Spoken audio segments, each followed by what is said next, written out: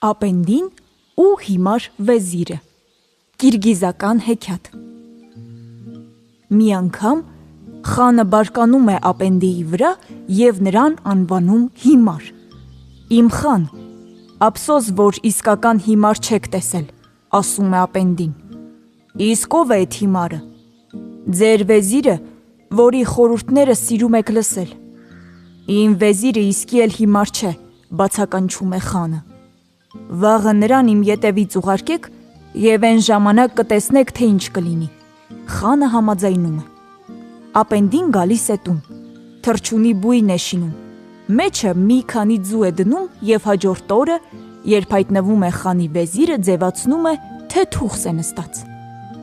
Ապենդի,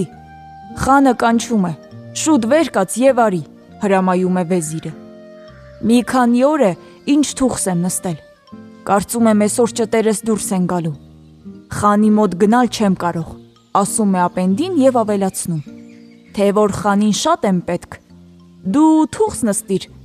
իսկ ես շուտ կգնամ ու ետ կգամ, ասում է Ապենդին։ Վեզիրը համաձայնում է։ Ապենդին վազում է խանի մոտ ու նրան վերցնելով երկուսով արագ գալիս են Ապենդիի յուրտը։ Դե լավ նայեք, իմ խան, մի լավ նայեք ձեր վեզիրին, որն իմ տանը թուխս է նստել, ահա թե իսկական հիմարը ով է։ Խանը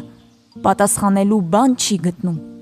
մնում է միայն համաձայնել ու ոնց որ պետքն է վռնդել հիմար վեզիրին։ Այսպես են անում։